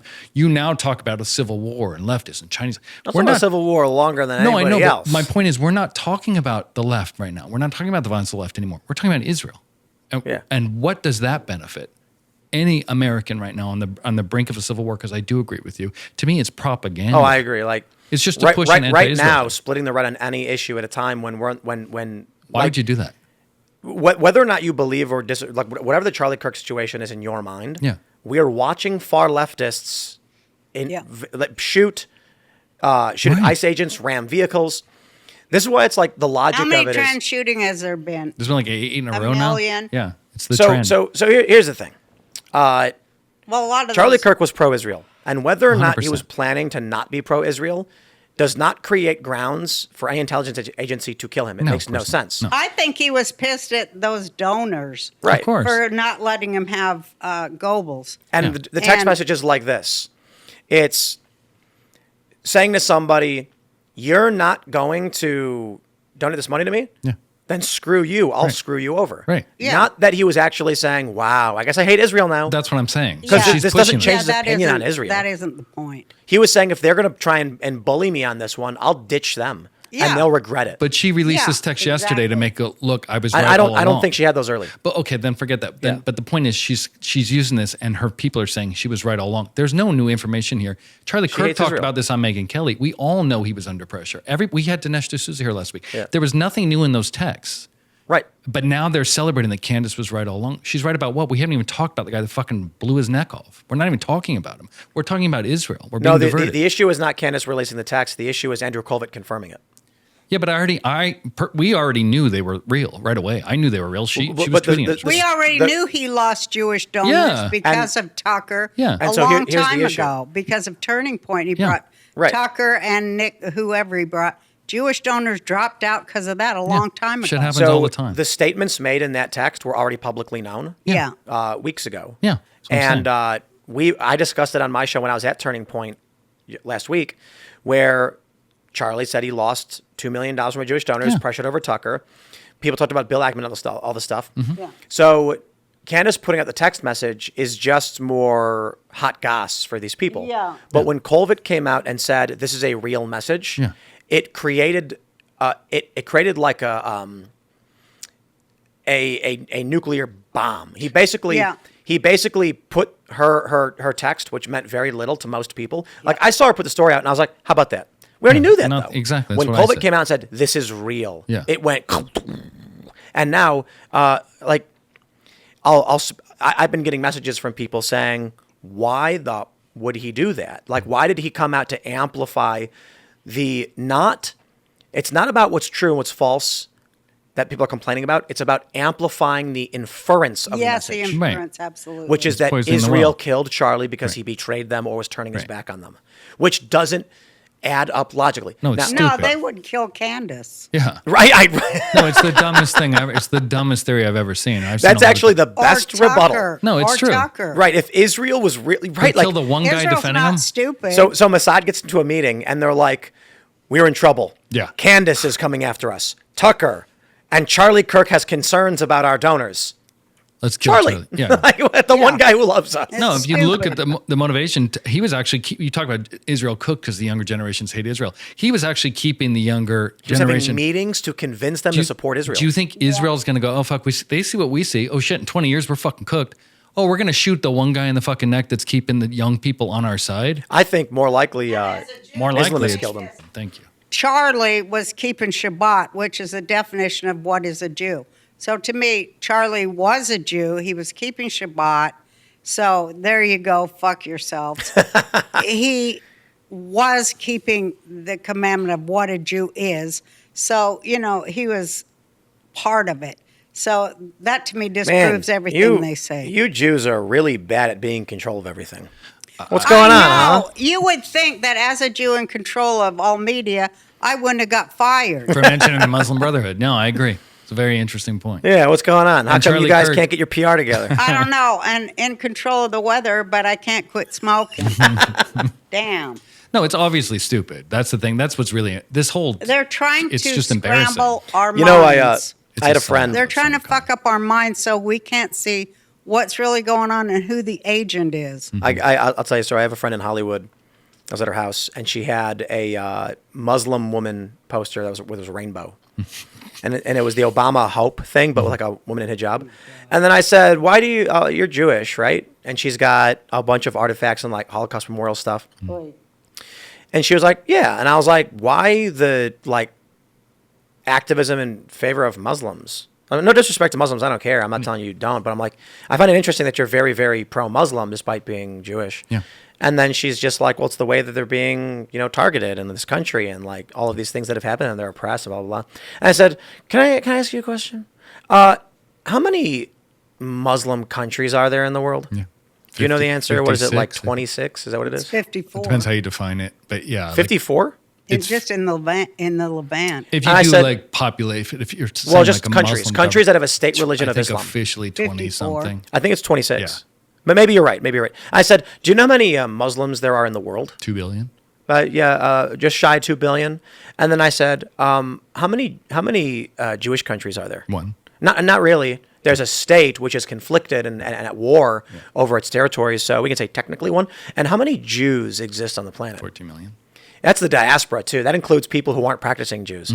And I said, what's fascinating to me is you would be an activist as a Jew, a proud Jew, an activist for Islam when they are one of the most dominant religions on the planet with wealthy billionaires, and Jews are a fraction of the population of Christians and Muslims. But it was funny because when I said when I asked her how many Muslims are there, she's like, I don't know. And I was like, it's like 1.6, 1.8 billion. How many countries? It's several dozen. And when I said, how many Jews are there? She was like practicing 6 million maybe in the diaspora. It's like 12 to 14. And then I said, how many countries? She goes, 1. And I was like, see that indignation you have? And I was like, I can see that when you logically go through the who is oppressed, there are substantially fewer Jews in substantially weaker positions. Yet for some reason in this country, the left venerates the Muslim, which I don't understand. The right now too. And you know what's funny? I got into an argument with somebody on my show because, again, I say this all the time. You are welcome to, nay, I encourage you to criticize the government of Israel all day and night. Yeah. In every way, by all means. And they do. And they do, and you're allowed to do it. I'm not, and so they're like, Tim's bought paper. Listen, I'm like, some guy was telling me that Trump's controlled by the Jews. It might have been Elijah Schaffer. I don't know. I like Elijah too. And Jews have so much power in AIPAC. And I said, this country, how vulgar can I be on your show? Very. This country sucks the dick of Saudi Arabia. No Thank you. shit. Going and having meetings with their princes, telling them that we will do them favors if they please don't pump oil because it'll screw up our petrodollar plans. And then when they get off the petrodollar contract, we shit our pants. There was the whole Khashoggi incident. This country, we knew that Saudis were involved in 9/11, and the families weren't allowed to sue the Saudi government over their complicitness or complicity in this because we protect the Saudis. By all means, you can tell me that Israel has influence in our politics, and I think it's true, but why do you ignore the Saudi royal family and how when they say, you better do what we want or we're going to pump oil, we want you to go bomb Yemen right now. We go, yes, sir. Thank you, sir. I don't think the U.S. government is under the control of the Saudis. I do think we do them favors and we do things for them which are detrimental to us because we're scared that if they pump oil, it'll disrupt the petrodollar system which we control. Israel certainly has influence in the United States as well because they are a central military hub for the United States in the Middle East, which grants us a lot of power. They're a client state of the United States. And when you have a customer who makes you a millionaire, you don't want to piss them off. It doesn't mean they control your life and tell you what to do, but you say, okay, we're going to keep the customer client state happy. I'm like, I think the U.S. controls Israel. I do too. But of course they do. But the U.S. is, and I'm like, when AIPAC comes here and advocates for like Israel, why do you think it's Israel doing it to us instead of us doing it to Israel? Right. Exactly. That's the truth. Israel was created. There's a lot of arguments over how Israel was formed, but the point is the United Kingdom and the United States backed Israel because it gave Western powers control in the region. Which is Thank intelligent. you. It's an intelligent military move. It's the British Empire that did it. Right. And then sells arms to both sides everywhere. And that's what Trump's taken down, the British Yeah. Empire I hope and so. their control of the debt system. The issue I take is that to these people, only Israel exists. Right. That's Israel all they see. Derangement syndrome is a perfect And term for that's it. why I describe it that way, because I look at the map. I pull up a map on my show of U.S. expenditures internationally where we're spending money. And these people come and they say, Israel this, Israel that. Look how much money we spent on Israel. And I said, did you know that we've spent more on Ukraine Yeah. Yeah, in the no past shit. 4 years Everything than we've dwarfs spent on Israel in 70 years? Yeah. Yeah. Yeah, so to Ukraine. Did you know that Volodymyr Zelensky came to the United States and they waved his flag in Congress? That's how much Ukraine controls. No, Right. we're doing it because we're propagandizing the American people to support our military but operations. that's because Obama overthrew the government of Ukraine so that Biden could move his family in, and they could open all those fucking things border that barriers. are This is a whole other illegal. thing. This is That's illegal to do here or any other country. And Ukraine was the money laundering system for the Bidens and all the other criminals. Well, the bigger picture on that is that the U.S. destabilized Syria because we wanted to run a pipeline into Europe to offset Russia's Gazprom gas That's monopoly. right. Because we were losing. So Obama effectively, you can get as conspiratorial as you want, either helps ISIS or lets ISIS fester. He invented them. He didn't. I would call that hyperbole. So it's like it's technically the That's truth, what we do here. the best kind of the truth. He sent weapons into the region and gave them to rebel groups, which joined up with ISIS and armed them inadvertently. The official statement is, "Oops, we armed ISIS." Inadvertently. Exactly, air quotes. He was giving Islamist extremists weapons to fight the Assad government because Assad was our enemy. The reason why, because they're bad people. No, it's not. The Qatar-Turkey pipeline was proposed a long time ago. That's right. Russia controls natural gas largely with controlling a quarter of the supply of natural gas in Europe, keeping the prices high. They won't come down. They won't negotiate. Russia's a gas station. They ship oil through the Black Sea and through the Bosphorus, through the Suez, around the world, and through the Mediterranean. So when conflict arises in the North Africa and the Middle East, which many security experts believe was fomented by the U.S. government through sock puppet accounts on social media, propagandizing the American people to support this unrest. Bashar al-Assad says, "I'm not going to let you build this pipeline." Two strategies are implemented. We will let ISIS destroy Assad, and then we'll get a favorable regime to come in and let us build this pipeline. In the meantime, we will take control of the Ukrainian government through this unrest, and then we can regulate the Gazprom gas monopoly because we will control the flow by which it enters Europe. That's so right. something happened. Hillary didn't win the election. Yep. Trump gets in, flattens ISIS, says, "I don't care for Ukraine." Russia backs off. All these people tried to get Trump removed because he was disrupting the liberal economic order plan of, disrupting the Gazprom monopoly. Of the British Empire's Standard Oil business. A component of it. So Biden gets in, and what happens? War kicks off again. Terrorists start rising up again. And then just before Biden gets out, Assad is forced out. War is rampaging through Ukraine. It's fascinating when you just look at the simple layer. Yeah. Liberal economic order in power, war.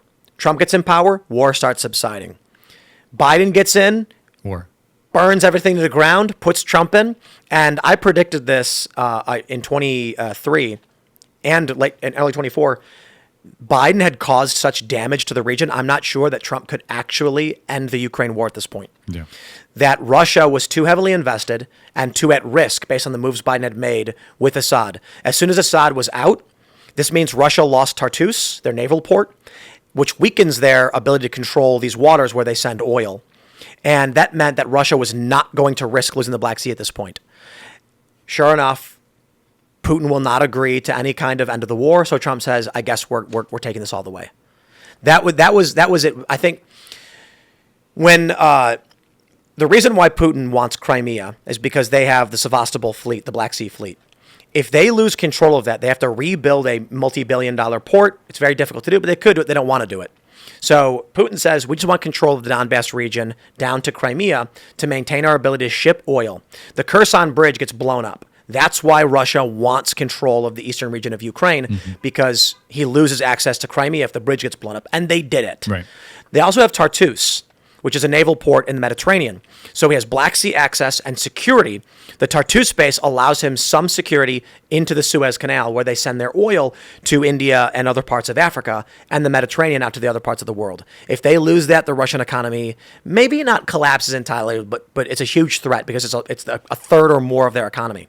There was no way Russia was ever going to give this up. Right. That's why when Trump got in the first place in 2016, Russia was like, we chill. Tartus is secure. Crimea is secure. What am I worried about? Biden gets in, sets it all on fire, ousts Assad, and Russia says, escalate. Yep. That's right. So I don't know if Trump can pull us out of this tailspin, to be honest. And he's got too much on his plate people say domestically. that it's going to go all the way to, what was it when World War Kennedy III? was in? Cuban Missile Bay of Crisis. Pigs, Yeah. that it's going to go that far. I think the Do deep you state. think that? Well, I don't know what that. I think it gets worse. I mean, World War III. Like Russia's not going to back down. China wants Taiwan. Venezuela's on under threat right now. Trump's talking about potentially drone striking Venezuela, and he's bombing these narco boats. I think that the deep state strategy, the uniparty, is if we can't have it, no one can. Yeah. So what we're seeing with Antifa and the far left is we want a civil war. The left does. Because if Trump is struggling at home to maintain order, then it puts a damper on what he can do in terms of foreign policy, or at the bare minimum, they would rather destroy the U.S. system than see Trump reorder the global structure. That's what I think too. Yeah, me too. But The liberal economic order has been in power since the end of World War II, and their attitude is if we can't have it, no one can. I think so too. And people are saying America is in for a near-death. Yeah. We'll always exist, but it's possible we won't be the global empire anymore.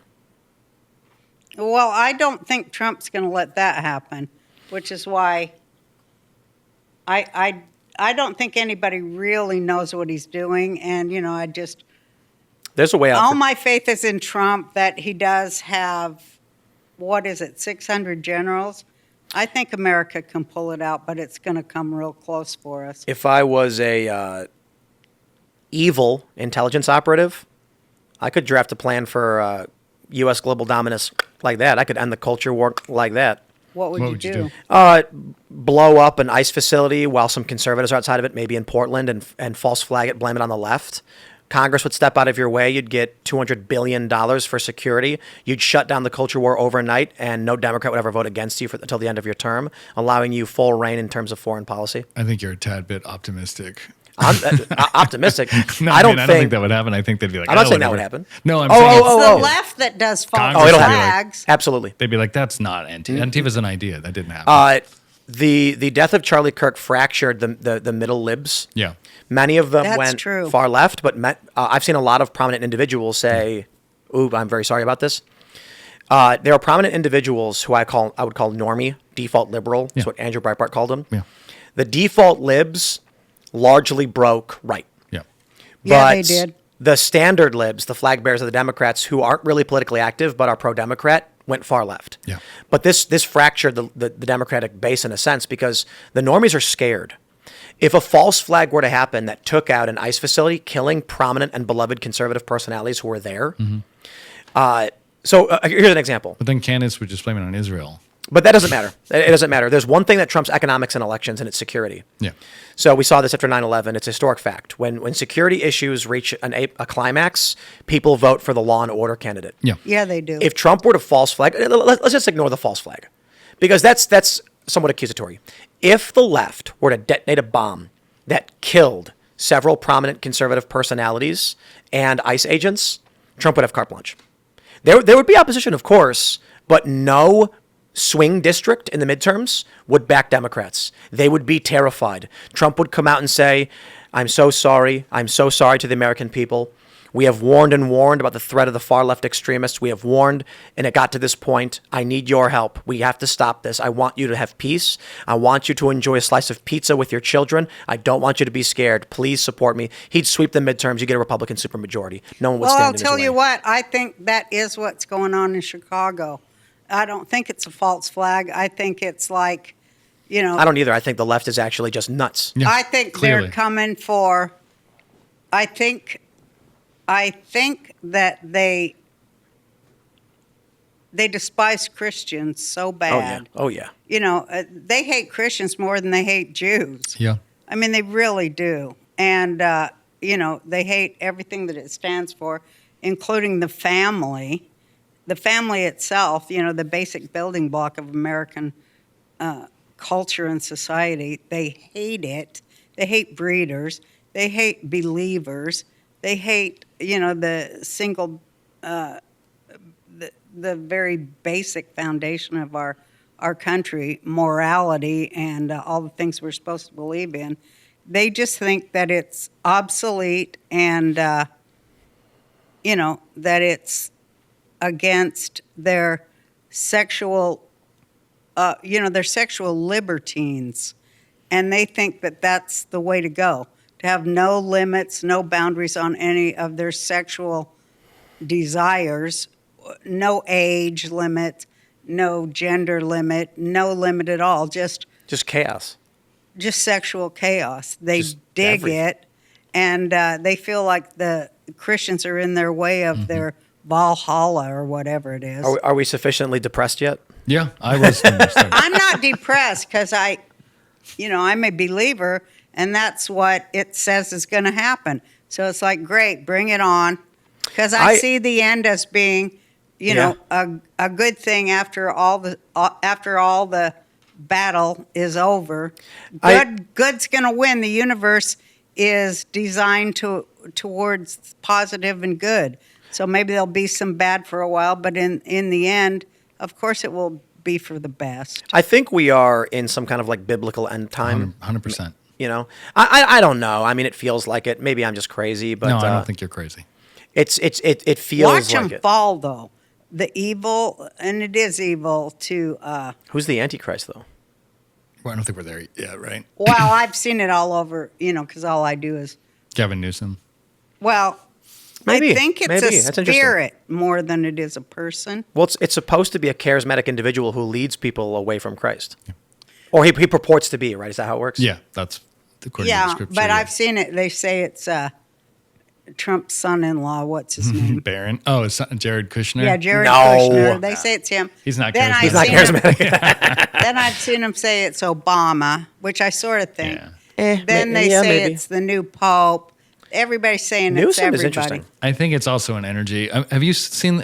You're aware of the Dragon's Prophecy, that book by Jonathan Cahn or Dinesh D'Souza's new No, film? you should watch our last two podcasts. It's basically saying we're in biblical end times, but it's he cites the Bible and compares it to today. It's fascinating. It was some of our best podcasts, to be honest. Well, whoever's going to become real popular and everybody's going to listen to him, that's the guy. yeah. Yeah, and then so that's why Newsom is interesting because he's the front runner for the Democrats right Yeah. now, and he's Who? a snake. Newsom? Gavin Newsom, I see. Are him. you kidding me? Yeah. What about that Zomdami or whatever? Well, in his New name York is? as mayor, I do think Mamdani could be the principal Democrat. Like, Yeah. he has what it takes to manipulate stupid people. Yeah. You know. Yeah. So So he does wins in Newsom. New York, then he runs for the Senate, then he's geared up in the 2030s to be president, and then Well, he's Muslim. They don't take over countries. Maybe, anyway. They're pretty chill. Not yeah. worried. But I wonder what's going to happen. I mean, it does feel like biblical end of days type stuff. I'm going to give you the book when you leave, or you should check him out. Yeah. Whatever you believe, read it with an open mind or watch it with an open mind. It's Well, I think I'm that it convinced now. could go one of two ways. And, of course, my hope is that Americans just wake the fuck up. Yeah. Just wake the fuck up and see what's actually right in front of your face. Instead of searching for conspiracies, see what is. Mm-hmm. Get some information. Stop listening to grifters and actually search hard. facts. It's hard, Facts though. are God. God is, truth and facts are all you need. You don't need to search under rocks for shit when it's right in your face. Mm-hmm. And Americans are so brainwashed that that's the last thing they can do is see what's actually happening right in front of their face. I'm glad you brought a lot of fact, data. You're really good at that. And I think that's our weapon. That is the weapon of truth. That's all we have. And I wish people would wake up to it. And you are, you're a force on the right side of that. Oh, thank you. I was thrilled to have you here. Oh, I appreciate Me it. too. This was a big get for us. We've Oh, wanted you on man, since we are you said- kidding? I got invited to hang out with Roseanne. Oh, no, And we now, wanted you from the shall start. I sing the theme song at this Well, point? I mean, do you have any other questions? Are we good? You hear Well, that we could brisket go is on why and you want on to end it. forever. No, I mean, Maybe we should get barbecue. can I ask one question and then we'll go Go eat? for it. You don't believe, and you're going to get so mad at me. And I didn't mean to insult you with the long red pill. I just thought that was funny because you used to say that. No, but we have watched you go more yeah. and more red. But what does It's that not mean? Red? No, I've just No, I don't know red. I mean, we've seen you. we were all Less diplomatic. we were all liberals. Yeah, maybe. and we still are. Yeah. I'm still a I'm liberal. No, but I actually moved further left.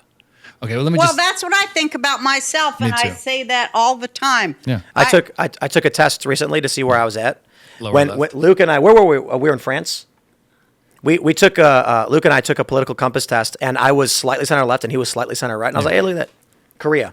And then I took the test again, and now I'm like like a liberal, social Crazy. libertarian. Yeah. Yeah, but the thing is, the way you want economics and government to work has nothing to do with left and right now. Right. That's true. So I can say something like, I'm in favor of I call this universal basic healthcare because I'm not retarded. The people who are like, we should have free healthcare, I'm like, that's not a thing. Right. My argument for universal basic healthcare is a taxpayer-funded system that covers minimal costs like broken bones and the flu. Exactly. But you need private insurance to supplement things like cancers and long-term diseases. Makes sense. I don't know how. I have concerns about government corruption in these programs, but when people are like, Bernie Sanders says abolish private health care, I'm like, he's lying. It's insane. Okay, But what's your question? Just you don't believe in the term woke right. I've noticed that. And James Lindsay is someone you kind of go after. I love James Lindsay, but He's a grifter. yeah, I know you. I know you and James don't get along, but the term woke right is something we use a lot because we're seeing a division of MAGA. Yeah, woke right's not a real thing, and it's Yeah, you don't James's think fault. that. Okay, but you don't believe that there's a division or that there's a woke element, meaning crazy element of MAGA? That's not what woke. So the issue is woke has a universal That's how I definition. define it. It's a word used by most people to represent something, and the left used it first, and Right. the right used it again. Right. But it became it's a pejorative in the truest sense of the definition. It slowly morphed into an insult. So what would you call them? Who? The people dividing MAGA, because there But is. who like? I would cite Candace again. Owens. Yeah, Candace Yeah, Tucker. Tucker. Well, woke right doesn't Nick- apply to her because Dave Nick, Smith and what's her his have name? different opinions on different things, so they agree on some things. Well, woke would be having. So James Lindsay called having a Mary Morgan derangement woke right. syndrome. Derangement syndrome is, I would put in the category. Owen of woke. McIntyre does not have Israel derangement syndrome. I don't know who that is. He's someone Oh. James Lindsay called woke right. Okay. And that's the problem. If you wanted to say that there's a way to describe the anti-Israel side as similar to the woke left, I've done that in the past. Not just And- anti-Israel, just the people that it seems like there is a division in MAGA that is not organic. Well, That's it's what I'm over saying. Israel, though. Yeah, it's Israel. That's the wedge, but it would be something else. There's No, it Oh. is Israel. So the argument initially was, I was like, back in the day, it was funny that since Occupy Wall Street, I've told people, if you want to figure out which ideology to join, just figure out who you hate. Is it rich people? You're an occupier. Right. Is it the Jews? Well, congratulations. You can join the left or the right with that one. Fantastic. Is it the Republicans? You're a Democrat. It's a So you pick which group you hate and then fill in the blanks on what problems they've caused, because everybody says the Jews caused the war. At Occupy, they said it's the banksters and the corporate elites who are causing these wars. They just fill in the blanks. So here's the problem with the phrase woke right. Woke was used by the left to reference their intersectionalist, Right. cult-like, non-theistic religion. Yes, But that's right. it's amorphous. It doesn't have a set base of tenets. So woke was their word they used. I have woken up to this. The right says red-pilled. The right would then say you're woke, telling them like you represent this ideology. They got offended by being called woke because we were making fun of them, so they abandoned the term. Right. So woke means the cult-like adherence to liberal orthodoxy. Yes. The best example is Hassan Piker, I'd call woke. Yeah. He is pro-trans kids, anti-Israel, anti-Middle Eastern wars, anti-military industrial complex, pro-Ukraine, pro-military industrial complex. Huh? His ideas don't seem to make sense. Right. My favorite. That's double standards. Yeah. Well, That's this what is woke is. This is why That's what I I say think. woke is defined as the cult-like adherence to liberal orthodoxy. I like that. Whatever liberals, as a political faction, not the true sense of the word, whatever the liberal political faction believes, you must believe. If you defy it, you're excised. Yeah. So woke Well, that's changes. Stalinism. Well, so that's his point. Is that it's all the point is that people have said, like James Lindsay, woke is critical theory. Wrong. That doesn't explain why they support Ukraine. Ukraine has nothing to do with critical theory. It does, because Russia's a big country and they're a small country and therefore the oppressor. No, you're shoehorning that idea in. They support the U.S. military-industrial complex, the global empire machine. That's right. That does not apply to critical theory. They do have critical gender theory, critical race theory, critical theory, Marxist stuff, as well as these things. My favorite example is that the Community for Coalitions, that was a coalition for communities of color, claims that Slavic people, white people, are people of color. That is a contradiction. Right. It makes no sense that white people are simultaneously oppressed and oppressors. So all that it matters is when the high priests of the left say, I think thing is true, do you agree? They go, I agree with random nonsense thing, and they'll adhere to it. A really good example would be when you go to a liberal and you say something like, what do you mean? that guy in Maryland wasn't a U.S. citizen. They don't respond with, I think you're wrong. They respond with, why are you defending Trump? Right. Are you a white Yes, supremacist? What they're really saying is, you're a bad guy. You're a bad guy. You disagree. You're a bad guy. So then James Lindsay comes out and says, there's a woke right. And I go, interesting idea. I don't think the word applies, but Right. he's taking this concept of this cult-like adherence and applying it to a section of the right And with Marxism. the qualifier. The problem is, he then went, Candace Owens, woke right. And I was like, okay, the Israel stuff? And he goes, Dave Smith, woke right. And I was like, oh, okay, you're saying Israel, right? And then he goes, Orrin McIntyre, woke right. And I was like, wait, hold on. Orrin McIntyre's not talking about Israel. Orrin McIntyre's a civic nationalist. And he goes, yeah, Mary Morgan, woke right. And I was like, what? She's like a millennial conservative Catholic. What does she have to do with Israel or even civic nationalism? But does he say it's Israel? No. Right. That's why. What he did say was, very simply, James Lindsay said two things which he exposed himself on. He said something to someone, I can't remember what the context was, the preference, but someone made a statement where he said, if you actually believe this, I would be your leader. And everyone groaned. We get it, James. You're mad no one is putting you up on a pedestal. And then he said, the true final boss is national conservatism. He's not talking about Israel. He's not talking about racists. He's not talking about Groypers or Nick Fuentes. He literally tweeted out he has a problem with Christians, Christian conservatives. He said the final boss is national conservatism. And I said, we get it. Woke right means not a liberal. And so I like the term woke right. Yeah, I do and too. I'll tell you what it means. What is the woke? Cult-like adherence to liberal orthodoxy. James Lindsay is woke because that's what he is doing. The only problem is he's not pushing trans kids.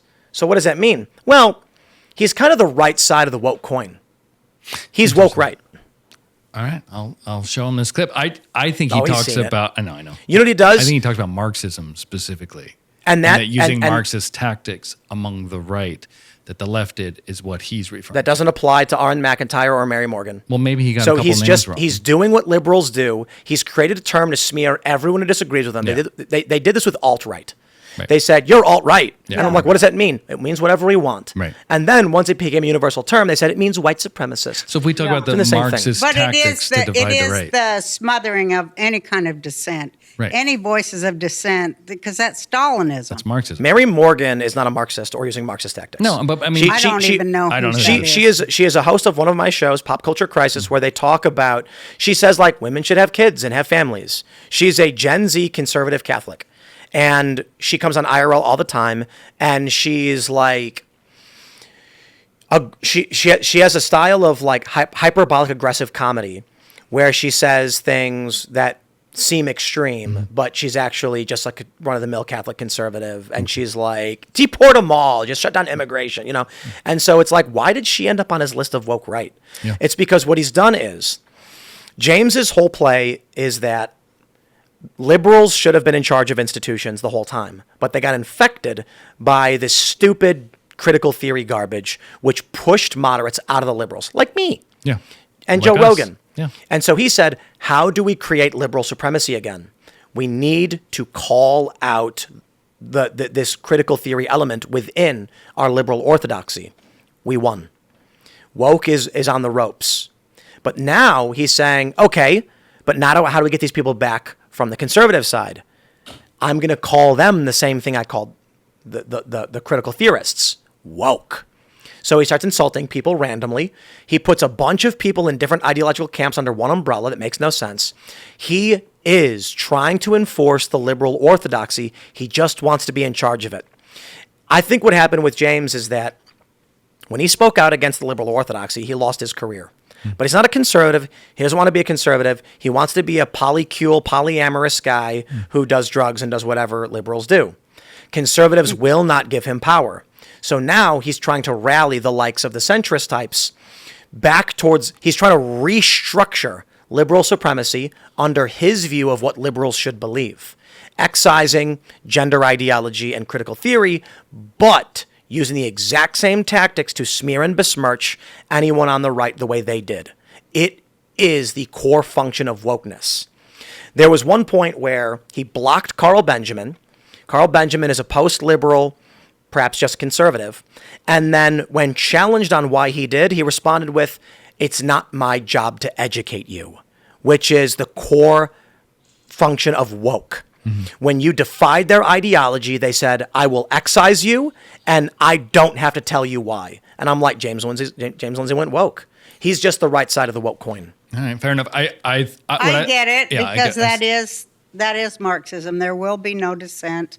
Yeah. And we don't have to explain to you why that is. Just ask him- because Well, we he was are, here.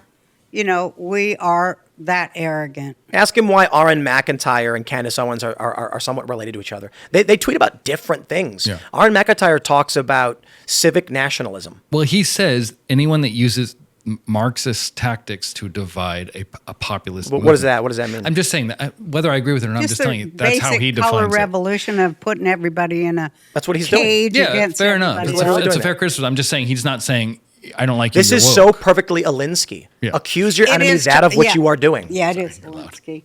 Yep. blew my Why eardrums. did I get too loud? Yeah, no, I but moved. anyway, I just wanted to ask you that, and It's good thank to you. No, talk it's a good about question. Alinsky Fuck yeah. and how, boy, that guy really Smart guy. Well, there seems to be he division. took America to its knees on every level. And I think he won. I do too. Yeah.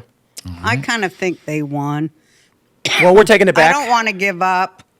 I want to keep, but you know, like it's a quote I read, but you can't really wake up people who are pretending to be asleep. That's a good one. I'm going to use that. Yeah. Yeah, I can't remember whose line it is. Oh, I who thought you wrote made it. that up. No, I read it and you know Yeah. incorporated it into everything I think every day, and I see them too. You know, their eyes when you're talking to people, and you can see their eyes Yeah. disconnect from reality, and NPCs. they start going, "Oh, I wonder." I always say this. They're like, "I wonder what the Queen of England and the royals are up to." I fluoride's imagine there. that there's just clowns going do, do, do, do, do, do, do, do, in their head, you know. I think Or it's like this. I wonder how long it'll be before I can go home and consume porn and continue my chronic masturbation. Agreed. Well, on that note, On that note, Let's go I'll eat sing barbecue. I'll sing the. So you see, my patience is running thin with this synthetic world we're living in. Tim, thank you so much. What an you so honor. much. Thank you. Oh, thanks for having me. It's an honor for me. course. Wow. Oh, you see, my patience is growing thin.